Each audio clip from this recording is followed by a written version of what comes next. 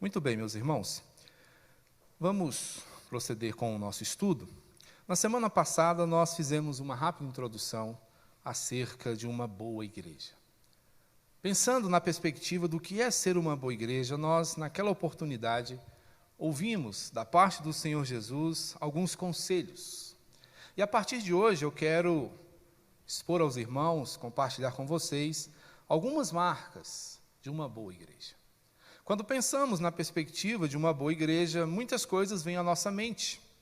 E é algo que consta do pensamento atual, da compreensão eclesiástica. Então, hoje nós temos várias igrejas, nós temos vários estilos, e esses estilos eles vão desde a música, passando pela pregação, até mesmo a organização do templo. Muitas igrejas já não contam mais com uma bancada como a nossa. Muitas não têm nem onde se sentar, as pessoas participam do culto em pé. Tudo isso faz parte de estilos e de coisas que as igrejas têm buscado para poder tornar, a igreja, de uma certa forma, atraente. E aí nós ficamos a perguntar se, de fato, é isto que faz com que uma igreja possa ser relevante, uma igreja seja interessante. Então, quando a gente pergunta o que é uma boa igreja, no que nós estamos pensando, o que nós estamos querendo, o que nós estamos buscando? Pensar numa igreja relevante, muitas vezes, é pensar numa igreja que agrade a sociedade.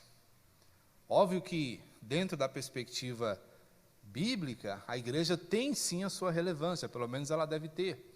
E isso se dá quando ela se posiciona de modo fiel em relação ao seu Senhor. Mas nem sempre isso significa tornar a igreja interessante.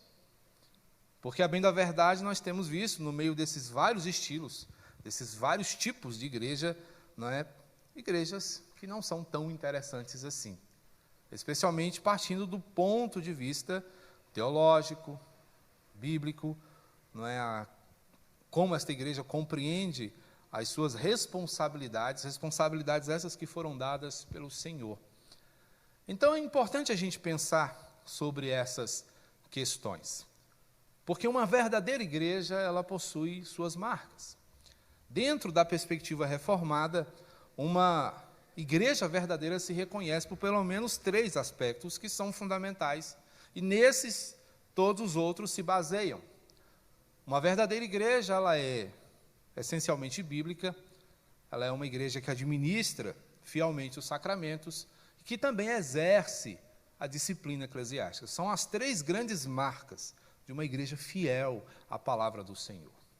Mas aqui nós queremos trabalhar, irmãos, algumas outras marcas que derivam destas, para que nós entendamos que uma boa igreja está muito além de um templo suntuoso, de conforto, de Wi-Fi, de bom som, de formação intelectual, enfim. Tudo isso é bom, nada disso é desconsiderado, mas não são estas coisas necessariamente que fazem com que uma igreja seja boa. Eu espero que ao longo desses estudos, meus irmãos, nós possamos compreender e buscar, aos pés do Senhor, sermos uma igreja cada vez melhor. O objetivo não é criticar, não é dizer que nós temos grandes problemas, não obstante nós os tenhamos, mas pensar em como nós podemos ser uma igreja ainda mais agradável ao Senhor da igreja. Quando pensamos nas marcas de uma verdadeira igreja, de uma igreja boa, nós precisamos pensar inicialmente no seu conteúdo. E a primeira grande marca de uma boa igreja é a sua pregação, que no caso deve ser expositiva. Os irmãos já devem ter ouvido falar sobre os vários tipos de pregação que existem. Nós temos a pregação expositiva, nós temos a pregação tópica, nós temos a pregação textual. São maneiras de apresentar a mensagem, a palavra do Senhor. Mas não diz respeito necessariamente às questões estéticas de um sermão, de uma mensagem.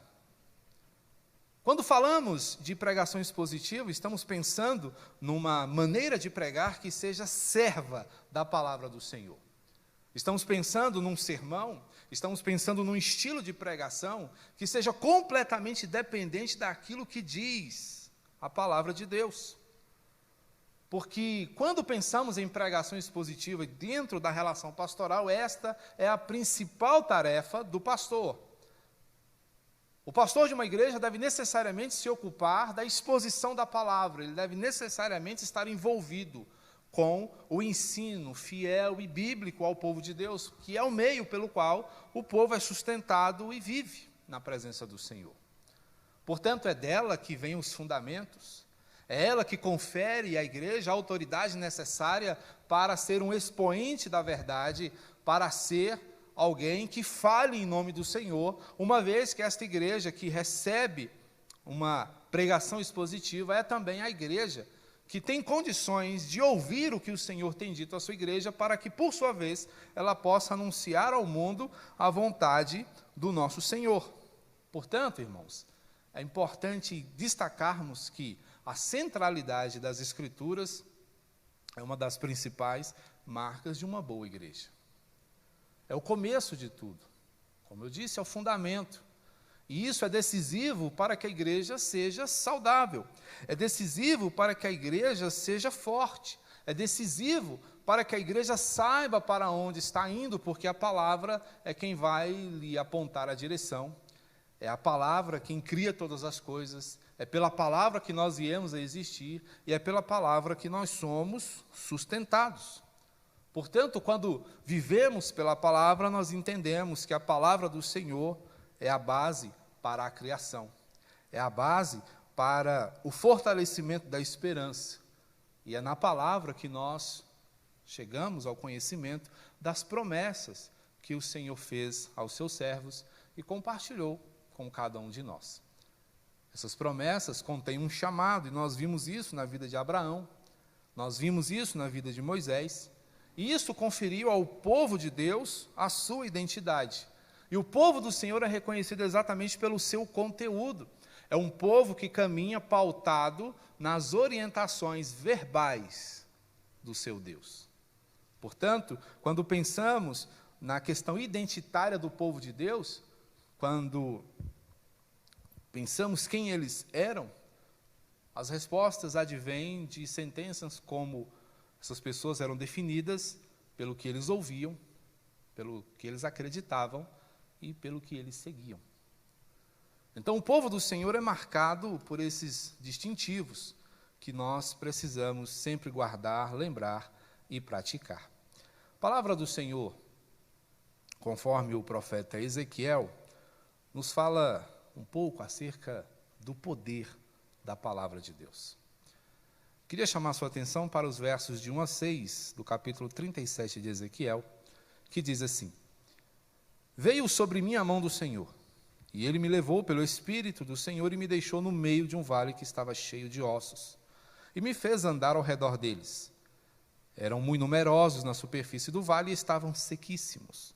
Então me perguntou: Filho do homem, acaso poderão reviver estes ossos?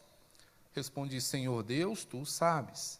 Disse-me ele: profetiza a estes ossos e diz-lhes: ossos secos, ouvi a palavra do Senhor. Assim diz o Senhor Deus a estes ossos: eis que farei entrar o Espírito em vós e vivereis. Porei tendões sobre vós e farei crescer carne sobre vós estenderei pele, porei em vós o Espírito e vivereis. E sabereis que eu sou o Senhor. Esta passagem é clássica, com certeza os irmãos conhecem e sabem como ela termina. E ela mostra para nós, meus irmãos, o grande poder da palavra do Senhor. E esta ilustração nos contada pelo profeta serve para mostrar que é pela palavra do Senhor que nós encontramos vida, que nós encontramos condições para sairmos de um estado de morte espiritual, na qual se encontram todos aqueles que estão longe do Senhor. A palavra é justamente o que faz com que o povo de Deus seja marcado pela vida que ele tem para lhe dar. É esta a ilustração contada aqui por este vale de ossos secos, completamente sem vida, mas que encontram vida a partir da palavra do Senhor. E é esta a significação para uma igreja boa. É esta a realidade de uma igreja que se pauta na palavra do Senhor, que tem a Bíblia como a sua regra de fé e de prática, que pauta os seus ensinamentos, as suas atitudes e as suas relações com base naquilo que o Senhor lhe ensina.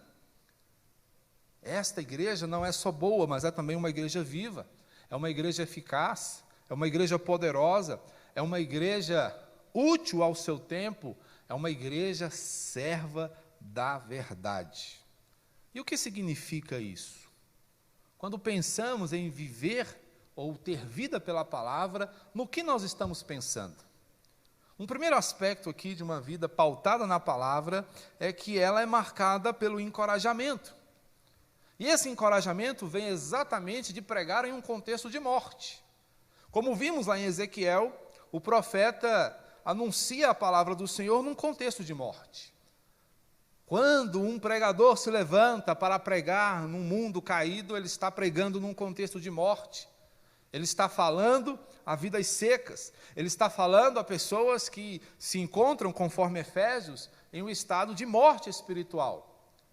E essa vida nos é dada a partir do entendimento que a palavra do Senhor traz para nós. Portanto, esse encorajamento advém de se pregar em um contexto de completa indiferença.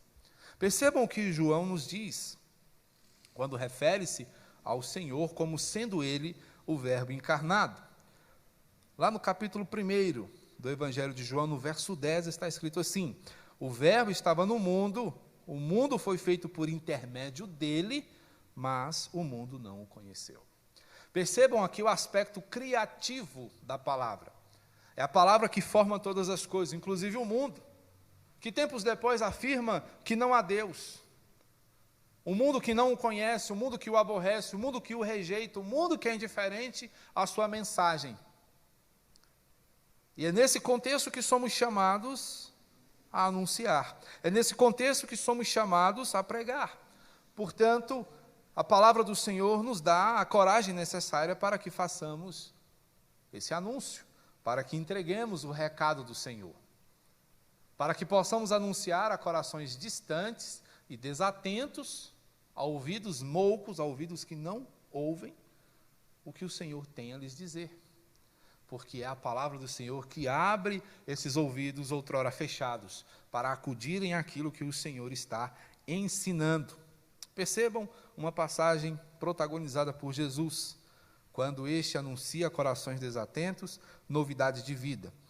Então, lhe trouxeram um surdo e gago, eles suplicaram que impusesse as mãos sobre ele. Marcos 7, a partir do verso 32. Jesus, tirando-o da multidão à parte, pôs-lhe os dedos nos ouvidos e lhe tocou a língua com saliva. Depois, erguendo os olhos aos céus, suspirou e disse: Efatá, que quer dizer, abre-te. Abriram-se-lhe os ouvidos, e logo se lhe soltou o empecilho da língua, e falava desembaraçadamente. A palavra de Jesus fez com que aquele homem fosse desimpedido de entender e de falar. É a palavra, meus irmãos, que faz com que corações antes desatentos ou indiferentes, inertes, possam receber a palavra do Senhor. Esse encorajamento que eu e você precisamos encontrar no nosso tempo. Porque Cristo, Ele é a própria palavra, a palavra completa. Cristo é a mensagem plena. Cristo é o Evangelho vivo. E por meio dele vemos o Senhor agir e falar. Percebam, no princípio era o Verbo. E o Verbo estava com Deus. E o Verbo era Deus. Ele estava no princípio com Deus e todas as coisas foram feitas por intermédio dele. Sem ele, nada do que foi feito se fez. A vida estava nele e a vida era a luz dos homens. A luz resplandece nas trevas e as trevas não prevaleceram contra ela. Ainda Evangelho de João, capítulo 1, do verso 1 ao 5. E aqui nós entendemos o que a palavra de Deus faz conosco. Justamente nos levar à compreensão do que o Senhor quer nos dizer.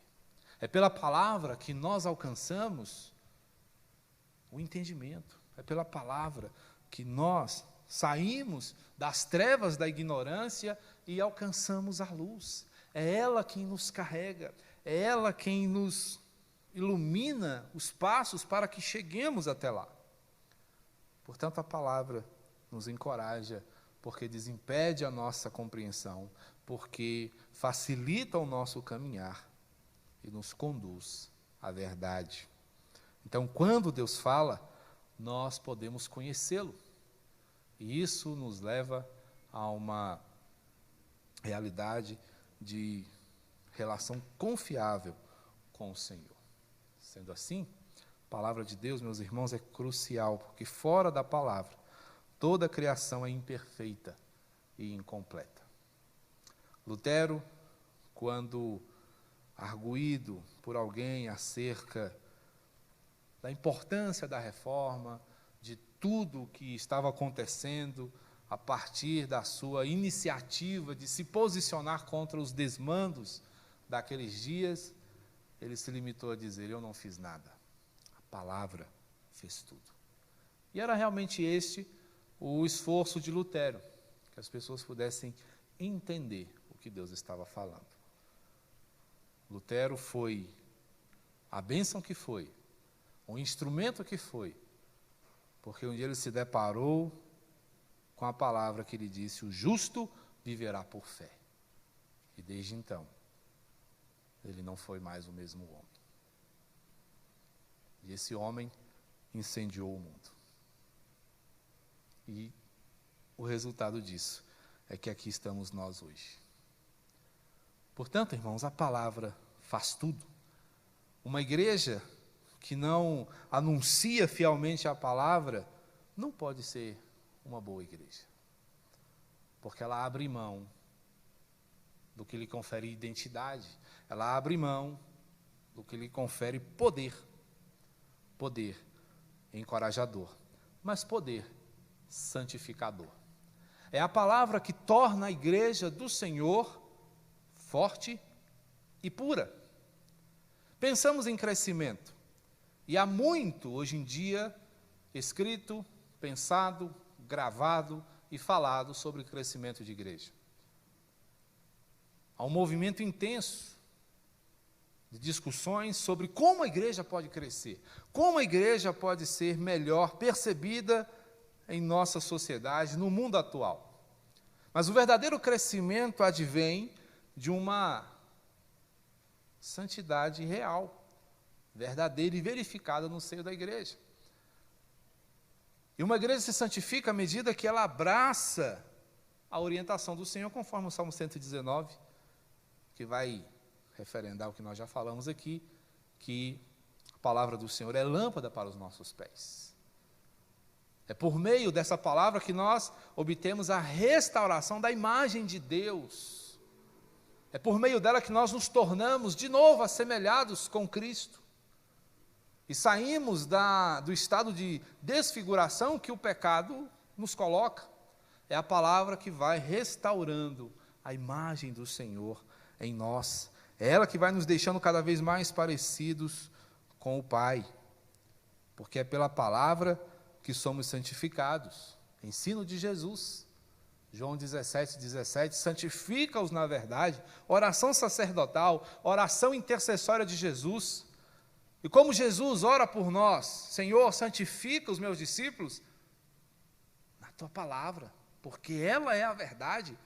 Santifica-os na verdade. Portanto, irmãos, é de posse do entendimento da verdade das Escrituras que nós somos santificados. Ninguém é santificado na mentira, ninguém é santificado no engano, ninguém é santificado na falsidade. A santidade do povo de Deus advém da palavra, que desimpede nossos ouvidos, que abre os nossos olhos e que desembaraça a nossa língua.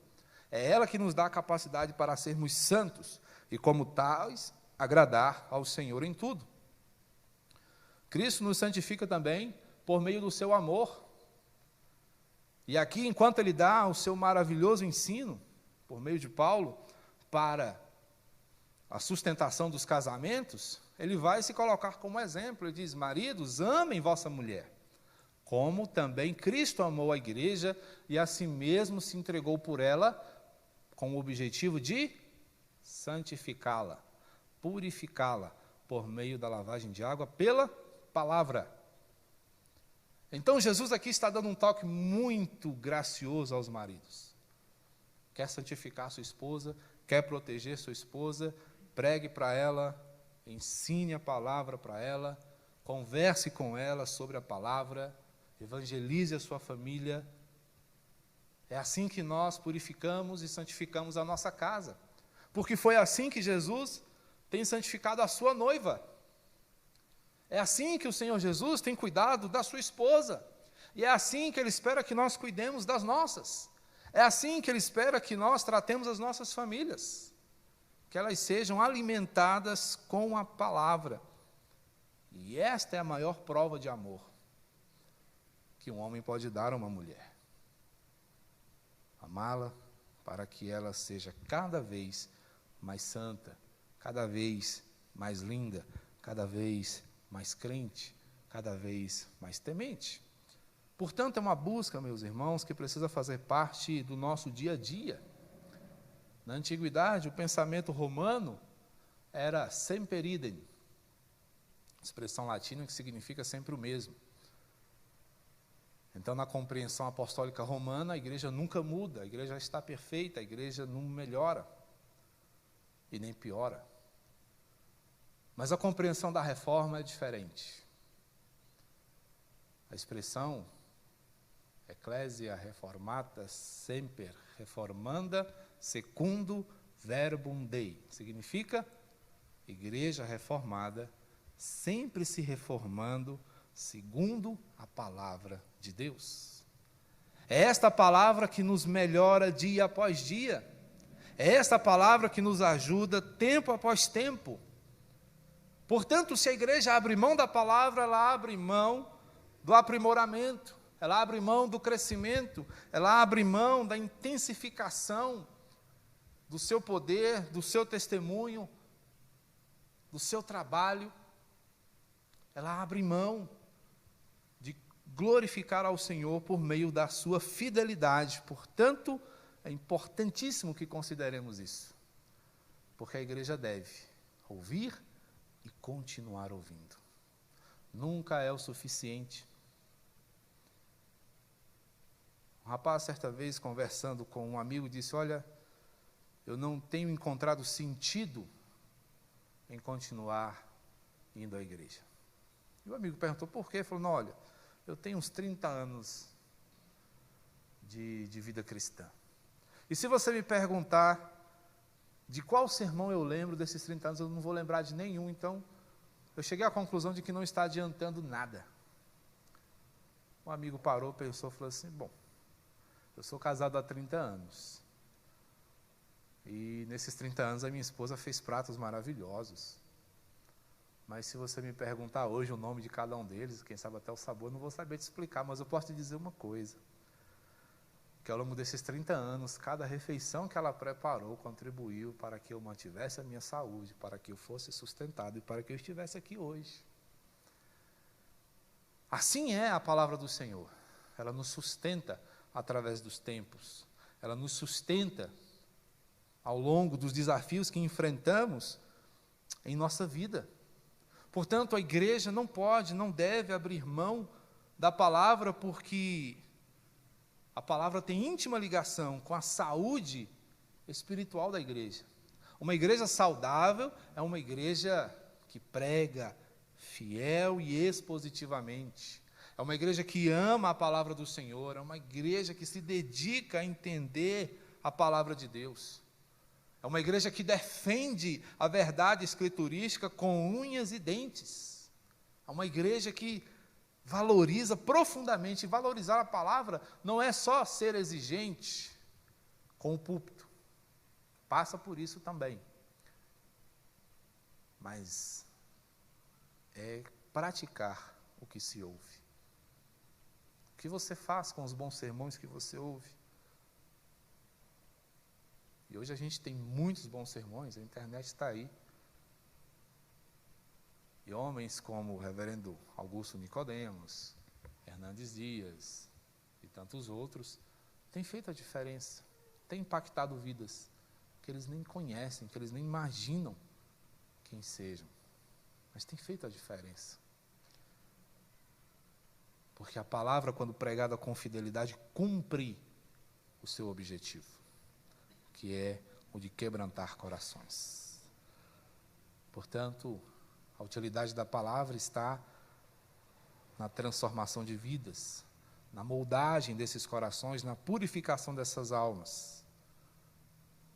Porque a palavra vai mostrar que o objetivo da igreja é viver a maneira de Deus. Não é do nosso jeito. Se pensamos ser uma boa igreja, fazendo as coisas do nosso jeito, vivendo da nossa maneira, como nós gostamos, procurando satisfazer os nossos anseios, fracassamos e nos tornamos uma igreja ruim. Mas se entendemos a palavra do Senhor como a norteadora das nossas vidas, temos tudo para ser uma boa igreja. E ser uma boa igreja não é ser uma igreja perfeita. Mas mesmo uma igreja imperfeita pode ser uma igreja saudável. Mesmo uma igreja carecente de crescimento pode ser uma igreja abençoadora. Pode ser uma boa igreja. E essa igreja é a igreja que confia no plano do Senhor, que se apresenta à semelhança do Senhor, que prova da sua purificação, mas que segue o seu modelo. É a igreja que tem o Senhor como seu referencial. É a igreja que olha para o Senhor e diz: é com Ele que eu quero parecer. É como Ele que eu quero viver. É a Ele que eu quero agradar. Portanto, viver pela palavra é buscar uma vida de santificação e uma vida de dedicação. Aqui uma palavra aos pregadores, que são chamados para anunciar, que se comprometem com a centralidade da palavra. Um pregador não tem o direito de falar de si mesmo, não tem o direito de apresentar seus gostos pessoais. Ele é chamado para falar do Senhor, em nome do Senhor, para a igreja do Senhor. Portanto, ele deve ser motivado pela verdade, deve ter a consciência de que foi incumbido da pregação da palavra de Deus à igreja do Senhor. E é isto que Paulo diz ao seu pupilo: prega a palavra.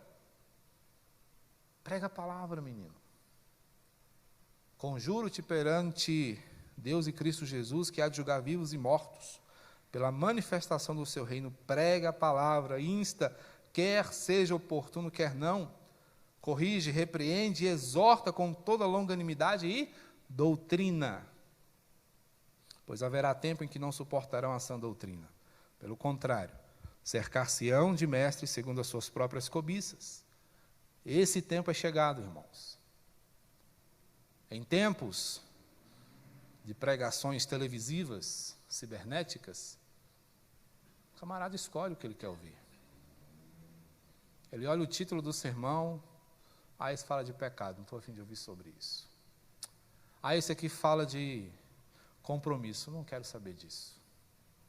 Esse aqui fala de promessas, esse talvez me interesse. Esse aqui fala de bênçãos, esse também seja bom. Esse aqui, então, é o que tem acontecido. Mas a palavra do Senhor tem a sua própria agenda. O Senhor tem o seu próprio currículo e Ele quer falar ao coração dessa gente imperfeita, confrontar seus pecados, derrubar suas justificativas e mostrar a sua culpa para que eles reconheçam qual é a necessidade que possuem, porque eles precisam ouvir. Portanto, pregador, priorize a mensagem, porque esta é produtora de vida. Esta é a tarefa do pregador. Não podemos macular a mensagem do Senhor. Não podemos distorcer o recado que o Senhor confiou a nós. Porque nesses recados estão a orientação para a vida. Portanto, irmãos, a pregação expositiva é a fonte para o crescimento da igreja. Queremos uma igreja forte, queremos uma igreja melhor, queremos uma igreja até maior. A pregação é o caminho. E precisamos todos ser pregadores.